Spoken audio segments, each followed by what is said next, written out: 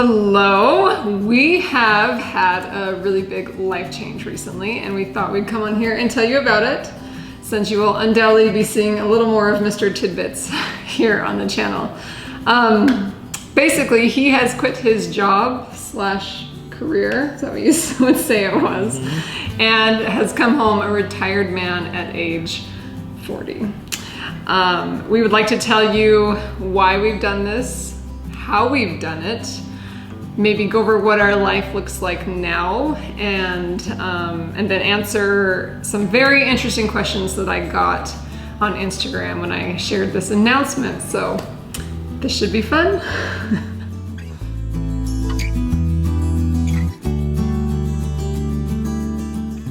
All right, so in case no one knows who you are, why don't you introduce yourself? Well, I like to go by Mr. Tidbits. Yes. And I'm her husband. You can call him Kevin, but yes, I frequently refer to him as Mr. Tidbits because my blog name is Tidbits, and so it just seems to fit. But anyway, so one of the questions I got on Instagram was people wanted to know, what did you do for a living? Well, the last job I had, I was an engineer for a PVC pipe company, and it was basically a do-everything kind of a job. You are a handyman. Mm-hmm. You're smart, you graduated as an engineer, but you're also just a willing person who knows how to do a lot, and so... To a fault. Yeah, so you did a lot at work. Yeah. And I think it kind of burned you out a little. But did you like your job? The last job I had, I really enjoyed it. We got to find issues that we had or ways of improving our systems and processes, and that's what I do best. I like to find things that aren't going correctly, or find issues and then find the solution to them. So yeah, I did enjoy that job. Yeah, and you did great. You excelled, and they loved you there. We decided to quit anyway, so I definitely got... Sorry guys, I've just got papers here with the questions that I wrote down that I got on Instagram. So why did you decide to quit and retire your career that you've worked so hard on and done so well? Basically, let's go over our why with them. Well, for me, a lot of it was spending 50 hours of work every week and only 20 hours with my family. Kind of gets old. Didn't even feel like that much, honestly. No, I come home exhausted mentally, physically. We're trying to finish a house. Just too much. And I think that I yearned for a life where I could be building something for myself, especially homesteading. I grew a great fondness for that. To raise my own animals, have my own garden, provide for ourselves. So I decided to leave the workforce and come home and do something for myself instead of working for other people. Yeah. And I feel like it's just something we've talked about for a long time. It is really something that we yearned for as a couple and as a family. I know not everyone wants to have both parents home all the time, but for us, that was like the ultimate dream, to be able to support ourselves and just do it together. Kind of like you. Yeah, I'm rather attached to my wife and kids. We have a lot of fun together. We do. So we just... being home, doing everything together, it's been a great experience. Feels right. All right, so I would agree with him. Like, I wanted him home also because I was trying to do a lot on the home front myself. Homeschooling, my online business, just running a household. I was overwhelmed and probably living at a stress level that's not maintainable or healthy. And then he would go to work and come home and work on projects. And I think we were both just kind of stressed to our max. And so we felt like this would be a way for us to kind of divide and conquer and share the load. Anyway, so really just everything we've wanted for years and years and years. Okay, so people are curious how we were able to bring you home, because obviously you need an income, and you have been like our financial supporter since we got married pretty much, and I was having babies. But we found another way. But anyway, how'd you answer that? Well, a lot of it has to do with the fact Cammie was paying other people to do a lot of things that I could do. And so that income was income that we could then realize and keep ourselves if I could do those things for her. Also, she was lacking a lot of time that you needed to invest in your blog or your online business. And so me being home, able to take care of the kids, make breakfasts and lunch, and then do the homeschool allows her then more time to focus on her work. And so just looking at the amount of money that could be saved, and amount of money not spent on other services, just it made sense. I mean, we're not going to be living it high on the hog, but we could at least make our way. We're scared to death a little bit. We could make it just fine without that. Well, Plus, I get to spend my life with my kids, and so. You know, I want to back up in case you guys aren't aware, but so I have an online business. It goes by many names. You might consider it a content creator, blogger, YouTuber, influencer. There are a lot of names for what I do, but basically I create content online. But basically, sum it up, how we were able to bring him home financially was that I do work and I do bring in income, and I've been working hard, slowly but surely, to grow it to a place where I felt like my income was reliable and could sustain us. And then also we've tried to really invest to where we could sell things and get a return to kind of pad our savings for a rainy day. And we just really tried before we made this leap to get us into a place where we felt like if things go south, we're going to be okay for a while. I mean, I guess not worst case scenario, but you could go and get another job. People always want his help because he's just a handyman. So there are other ways we can make money, but we're really trying to make it work by investing in ourselves, in our land, and then giving me that time to work more and make more at what I do. So to sum that up, and we'll go into a little bit more because there were some more detailed questions, but someone asked about regrets, and I just want to say that we wish that we would have been able to pay off our mortgage, and we wish that we still didn't have so many home projects left to do in this home that we built. We have no landscaping, so there's still kind of major expenses that we're going to need to make and a mortgage that we still have. So ideally we would have not had any of that, and then I don't feel like we'd feel so much pressure, but I feel like if we would have waited for those things, we never would have done it. How long do you wait? Right. If you wait till everything's perfect, you're never going to do it. No, so I agree. We just decided now was the time. Yeah, he was listening to Jill Winger's podcast. I don't know if you ever listened to that, but he pointed me to an episode where she talks about jumping out of the airplane and building your parachute on the way down. That really related to us because we're not comfortable. This isn't, living it up. This is scrimping and saving and trying to figure this out so that we can live the life we want to. But all right, so people are very curious about what I do and what are the most profitable income sources for me, or the main source of income. People wanted to know, how do you make money as a content creator? Where does the money come from? So I'll talk a little bit about that now. But okay, so like I kind of mentioned, I'm a content creator, and the biggest way you make money is advertising. So everything I do put on YouTube or on my blog, I have ad companies or Google AdSense on YouTube. And when people look at my stuff, there are ads that and probably don't love very much, but they are there, and they help us make money. So it helps us to put free content out there. So the next time you complain about the ads on a blog or a YouTube channel, just remember you're showing up for free content, and that content creator has put a lot of time and work into that content.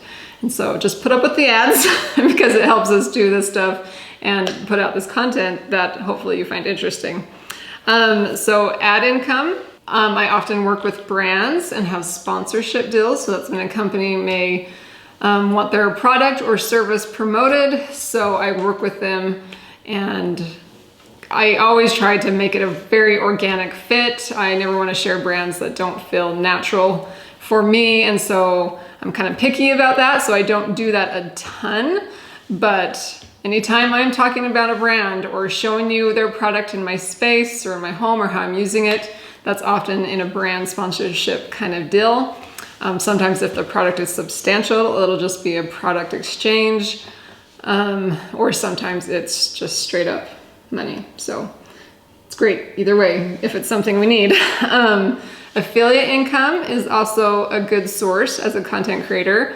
So a popular one is Amazon affiliates. If I use anything in my home and like it and share it with you, I can leave a link that if you click on that link, I get like a really small percentage of the sales. So, you know, if I'm recommending products and integrating them into my content in a natural way and my readers trust me, I can make money that way. And then of course, I've tried to dip my toes into product creation in the last few years. As a blogger, YouTuber, content creator, we kind of need to put our eggs in a lot of baskets. And so coming up with my own products to sell, basically to promote myself, has been really rewarding. And because I don't really love to work with sponsorships or other brands, I like making a product that I'm really passionate about and offering it to you. So I have a planner line that I sell. It's like a day planner. I created it and I get it produced, and it is my life, and I love to teach people how to plan and manage their lives with that product. I also have a linen line, linen tea towels, eye pillows, sachets. We have some digital products, like you just released the bed plans. Anyway, I want to get more into that, maybe classes or courses, but all this stuff takes a lot of work, so I'll just kind of integrate it as I can. But products is another way you make money. Really quick, how you can create content if this is something you're interested in. Of course, you can do a blog. And a lot of people think blogs are dead, but they're not. Would you say they're dead? No. No. And actually something he's taken on is doing my SEO research, which is search engine optimization. So he's helping me on the blog end to kind of create the content that people are looking for and to keyword it right. Have you enjoyed that? Yeah. Yeah. That's been fun so far. So that's something I've never had the time to get to, or it's not really a passion of mine, but he's a researcher, so we've learned a lot just by kind of giving that on him to shoulder. So blogs are not dead. Everyone gets online to search things. I would say blogs as a journal, like they used to be, are sadly dying. They're not as personal anymore because video has kind of taken the place of that. But you can still create really valuable content that people are looking for. And if you make Google happy, they show it to people. Okay, so you can do blogs. You can do a podcast. That's something I have not done. It is something we've thought about. I think he would actually run a TIDBITS podcast pretty well. You can do YouTube, of course, and social media. I would say with YouTube is a great source to start. I actually felt once I picked up YouTube and was able to get kind of another income source from ads on YouTube, that's when I felt a little more stable to do this, because I have the blog ad income and the YouTube ad income together. They kind of make me feel a little bit better about shouldering this responsibility. And then social media is often used, basically it's free marketing. So you can get on social media and work with brands. A lot of people do that. But for me, social media is a little exhausting. It feels like I have to sell my soul to succeed on there. So I mean, you can look at my numbers on social media. They're not huge. I don't pour a lot of my heart into that because it's a game, and it's kind of a vicious game. Like I said, it can suck your soul. So, but social media is a great place to connect with people, to get your stuff shared, get more eyeballs on it, and then hopefully direct them to those sources where you do make money. So I hope that answered your question. Sorry, he was telling me this was a little long-winded, but this was most of the questions I got on Instagram. Was people were so curious, how do you make money as a blogger? So that is it. Sorry, there's not a whole lot of input for you on these next couple questions, but so a really interesting question I got was, how did you get started and your best advice for a wannabe? So I got started back in the good old days of blogging. Basically back when blogging was not so complicated, but I probably got started, how long would you say I've been blogging? 12 years ago? Yeah, 13 I would years? say 12 years, but I didn't take it seriously, like actually approach it for money until our last was about 1. 7 or 8 years ago. Yeah, so I'd say, well, close to 9. So 8 years, let's say, is when I've actually looked at it as a business and made money on it or tried to make money on it. So it hasn't been easy and it hasn't been quick. Can be for some people, but that's not often the case. It's difficult. And so as a newbie or a wannabe, I would say you're gonna have to put in some blood, sweat, and tears. But it's possible. And this world of content creation, I don't think is going anywhere anytime soon. But you do have to be willing to adapt because things change so fast. When I got started, it was basically just blogging. And then kind of Facebook and Instagram came on the scene. That changed the game a lot. And now video is everything. So I've had to adapt and be willing to try these new things, put myself out there where I'm not necessarily super comfortable doing. But if you wanted to start and try to do something like this content creation gig to help maybe bring in some extra money, to share your talents, whatever the reason might be, my biggest advice to you would be to start on YouTube. And that's not something I would have said a few years ago. Did you expect that? No. But honestly, I have felt like YouTube is the quickest way to deliver your message and the quickest place to grow if you're willing to stay consistent. If you commit to a regular schedule, whether that's 1 or 2 videos a week, you're going to grow there. And it's easier because it's not quite as saturated as social media. I mean, it is, but if you find a niche, like say you wanted to create a channel all about, I don't know, sourdough or gardening, or if you get really, really niche down and specific, you can grow actually really fast. My problem, I think, is I'm not super niche down. We just dabble in a lot of things, and I've tried to niche myself down and find out that I'm too passionate about a lot of things to be able to do that. So mine is more of a lifestyle channel. But if you can find a niche or a skill that you're really good at that you can teach, maybe you're super entertaining, you can grow really fast on YouTube and start monetizing pretty quick. I've seen it happen a lot. Now, I always think you should have a website associated with it, but if you're just needing to get started and get out there, I would say start a channel, refine your skills. You're gonna be awkward, and that's okay. If you go back and look at my first videos, they're horrible. Remember you would like hold papers up for me and above the camera? Now they're gonna go and look. Yeah. They were terrible, and I hope in a year from now I'm gonna go and look back and think this is terrible. Basically, you just gotta put yourself out there, and video is a little vulnerable, but if you're a newbie and you want to do this, start video and then work on building a website that supports your content and then grow from there. I would also suggest a really great source that I will link in the description.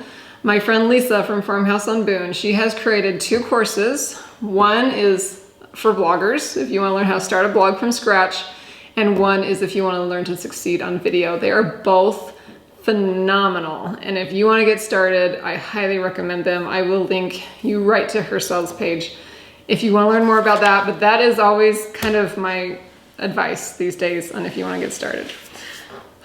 Okay. Someone also asked, is it hard to plan life around creating content? What's your perception of that? I think that's one of the benefits of me coming home is before Cammie would just fit in work hours whenever she could. She'd be up at 6 a.m. trying to work before the kids got up. She'd try to work at nights. And it just was a very difficult juggle, yeah, time for her. And so when I came home, I said, okay, your hours are from this time to this time, period. I've got the kids, I'll do everything. You work those hours. And so if you can block, these are the hours I'm going to work every single day, it becomes, it's not so much of a hassle as it is just being able to have that, that time, okay, I'm going to video this day at this time. So, you can plan for that, you can get everything done you need for that. I don't know, it makes it a lot easier. It is, and it's been easier since you've been home, hands down. By the way, he's been home for about 2 months now, so we've kind of just been adjusting before I felt like I wanted to talk about this. But for me, it was interesting to hear his perception. When you're creating content that is very much kind of lifestyle, like sometimes these videos are just part of our life, and so you get out the camera, that's not always very fun. But I would say the difficult part about working from home is separating your life, because I'm always in the back of my mind thinking, should I be filming this, or is this something I should share? Like, I never really do anything for myself. Like, my hobbies have become my job, so I would say that's a little difficult. Like, if you ever want to build something, I'm in your face with a camera, and you've got to lay out all the pieces, and it's kind of a pain. Yeah. But, you know, I always have to think, like, this is what's allowing us to be together, so you just pull it out and film. But and I think one thing Cammie struggled with is letting go of perfection. When you're doing that, it doesn't have to be perfect. If you make mistakes on the camera, people understand. It's okay. Yeah. It's not that big of a deal. Yeah, my first videos were very refined and ridiculous. Yeah, and now spent longer preparing for it than actually doing it. And now I'm just kind of rolling with it and getting more comfortable. So I hope that's encouraging. Even if you want to start anything new, it's always hard at first and there's a learning curve, but it's worth it to keep going. And I would just say, even though it is hard, I am just so passionate about teaching and inspiring that I'm surprised I've been able to do this for 12 years, and I don't want to stop. There's nothing inside of me that says I need to be done. I mean, there are weeks, there are definitely days where he sees me super discouraged, especially if you work so hard on something and put it out there and no one cares. Yeah. But you just have to have the passion, and when the passion's there, you can keep going. And for me, teaching, my degree is in teaching that I got back in the day, but I love to teach and I love to inspire, so it keeps me going. How do you manage a business and homeschool? Well, we kind of touched on that already. Yeah. Now he's home and he's taking the kids till 2 o'clock on the ideal days. Sometimes there's things we need to adjust, but that has been incredible for me to better separate my life. But before, because I know a lot of you are maybe going to want to start something like this, and having your partner home or having that extra help isn't an option. So but my advice is still that you've got to get help. So when I didn't have him home, like he mentioned, I hired help. That was the only way for me to do it. I hired cleaners to keep my head above water there about once a month. I hired a tutor, a college girl that would come in and help me homeschool the kids for about 2 hours a day. She took the math and language arts, and that's what he's doing now in the morning with them. And then after, I can do more of the like reading books to them, well-educated heart style of learning, just the stuff that I never really had the brain space to do because I was so busy.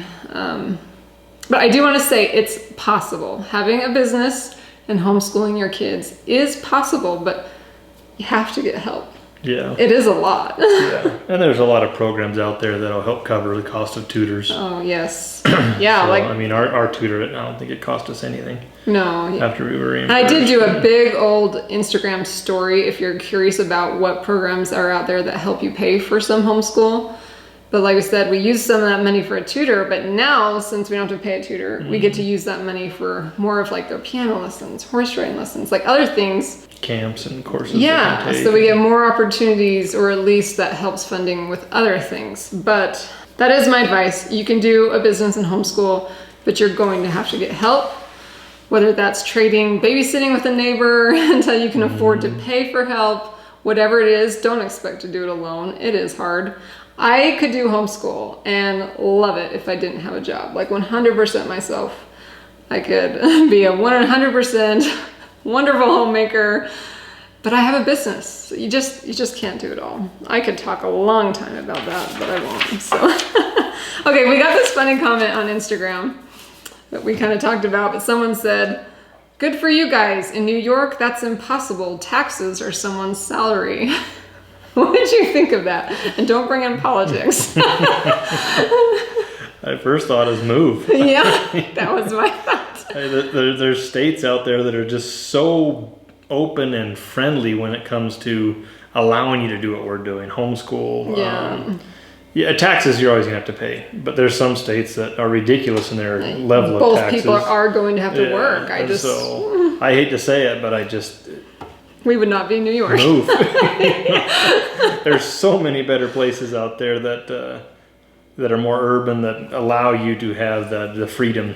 Your cost of living is less. Oh yeah. Like we could, if he grew up in Washington, if we lived in Washington, we probably wouldn't be able to do this. But in Utah, like our taxes, our cost of living is just less. And so we don't need as much as someone working in New York. I mean, yeah. Anyway, enough said. Yeah. All right, this is one people are really curious about. I get asked all the time, and it's a question for you. What do you do for health insurance? I was really surprised by this. We're pretty healthy. We don't really have any health issues. Cross our fingers. Yeah, exactly. I mean, I've had a broken arm and stitches here and there. We just had stitches on my daughter's forehead. But regardless of that, there's programs out there. So I went to a local broker, a company, a guy here that I was recommended to, and I asked him, told him this, how much we're going to make a year. And he gave me 5 different options, and they varied. But in reality, I'm paying less now for insurance than I was when I was working, considerably less. It's like mind-blowing for us. But I have a really high deductible. And so I just have that deductible sitting in a bank account, which is a health savings account, so it's tax-free. You can move money into that a certain amount a year. And then if it's only there in case one of my kids has a major incident where they're in the hospital, or cancer shows up, heaven forbid, or something major, I pay that deductible and it's 100% covered after that. So we have just made sure we have that deductible. Yeah. If you have that, I recommend, I'm not telling you what to do by any means, but the way we do it is just a high deductible, and basically we go in and pay cash for everything, which is cheaper anyways. Like these stitches, I told them I'm paying cash. They don't have to build insurance. They give you a break, and you just 20-30% off. Yeah.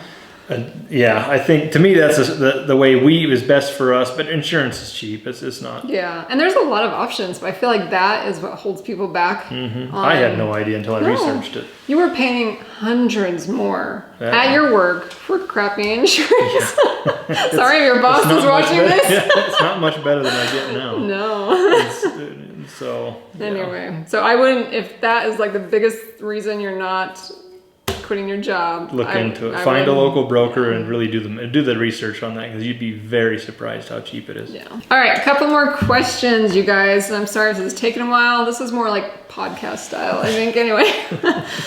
All right. People want to know, how much does your hubby help? Am I supposed to answer that? No. So I really enjoy working with the kids at cooking. He's a rare gem. I really enjoy cleaning the house, doing just own it. So, I'm a great housewife. I really enjoy that. He's better than I am. I can't stand. And so I get up in the morning. I go out and I have chores. I feed cows. I water the garden, take care of chickens, and then come in and I'll make breakfast. And then as I'm making breakfast, I get the kids up. And we try to be ready by 8 o'clock in the morning, have the kids starting to eat breakfast. We do a little reading time together. Hey, I need to clarify. I'm not laying in bed this whole time. I get up and work out, get ready, have a little me time, and then I get to work as soon as I can. So I'm not just laying in bed while he's up doing all this, just to clarify. But we found that works for us. He's kind of...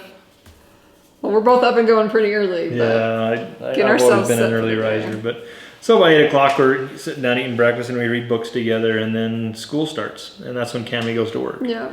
So it's working good. Yeah, I work with the kids and till I give her till 2 in the afternoon, and then it's my time, which means I'm doing her to-do list, and so.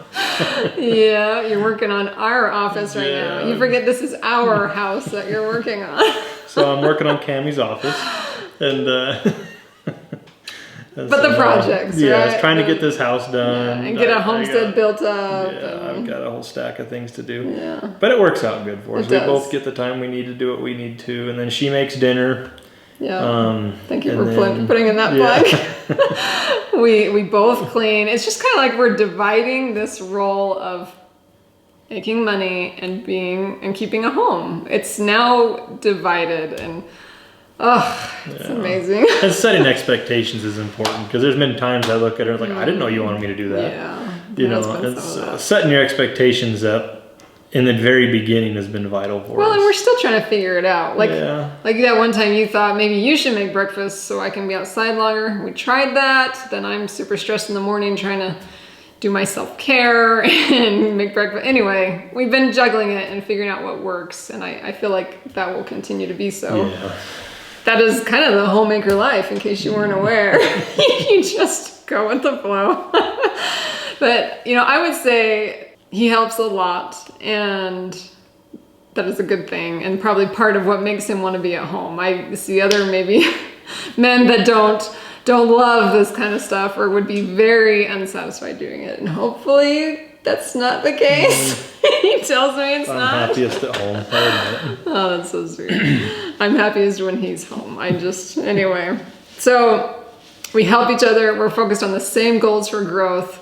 I have felt really guilty working and leaving this stuff that I've done for 15 years. And he has to remind me, like, you don't need to feel guilty. You're working, you're making money. So it's a different role for me to give up some of that homemaking or keeping our home, but we're figuring it out. It's going well.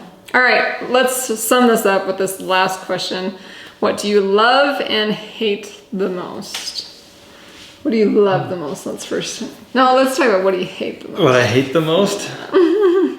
It is the financial situation. You know, before I got a regular paycheck, I could guarantee every 2 weeks there's money in the bank. Now it's kind of, it's scary. Not scary, more just there's no guarantee in anything that we do. I mean, we're in the in a conventional way situation- of life, that is, you know, Yeah. you just show up and. But at the same time, it also liberates you to.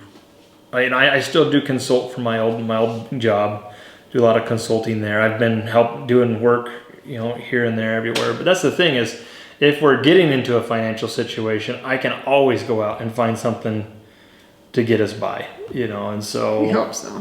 yeah. And So I hope far he it's doesn't happened have that to, way, that's options always there. So you kind of have freedom at the same time that it's. But that's what you restrained. hate, like just. The financial instability, yeah. I would say for me, that's what I don't know if hate's the right word, but stresses me out is I've never been the sole income provider. I've always wanted to help financially when I could, but at the end of the day, he had a job and we could cut back if we needed. But now I feel like I've got to make money, and that's again a different role for me. But I would still say I'm less stressed because now I have dedicated time to work on the things that I know do make me money. And so it feels possible. Whereas when he was working all the time and I was trying to make money and juggle the kids, I felt like I could never get ahead, or I was never going to work. So there's the stress of it being in this new role for me, but also, like he said, the liberation that it's possible. Anything's possible. All right, what do you love? Oh wait, I do want to mention what I hate. I don't know what it is, but when he's home, the house just gets messier. It's not that you're messy, it's just one more person's stuff all day long. So there just seems to be more clutter. Yeah. Anyway, all right, what do you love the most? An answer to that question, it's interesting when you're working full time, 50 hours, you're away from home almost more than you are home because you're sleeping the rest of it. And so you almost get to the point where I kind of felt like a stranger in my own home. Because when I come home, I'm interrupting the flow of things. Cami already has the kids doing what they're supposed to be doing. And I have no clue what they're doing. Loss what to do. I have no idea what they're doing in school. I had no idea what they were doing in their lives. And so the chance to come home basically know everything that's going on in my kids' lives. I can see where they're at in schooling. I know how smart they are. That's been a big part of it, is being able to come home and be a part of the family and support it in a way that was never possible before. I just love that. Yeah. So Jerry, we're doing a video on having Daddy home. Can you tell my friends what you love about having Daddy home? Probably because you can do a lot more stuff, because usually you have to wait all the way till Saturday. You always have to wait till Saturday. There's this list of things you want to do with Dad, and you have to wait till Saturday. I agree. I think that's what I love most. My to-do list is actually getting done. It doesn't take months to do an office. I know. I do love that. I know that's what I love the most. What I love the most is just having you home, being with you. Cheesy moment. But it is great, and I know it doesn't work for everyone. Some people need that separation, but for us, this is the dream. So anyway, I hope you've enjoyed watching this video. It was fun for us to make, and we'll be back, I'm sure, to share more inspiration for the keeper of the home. We'll talk soon.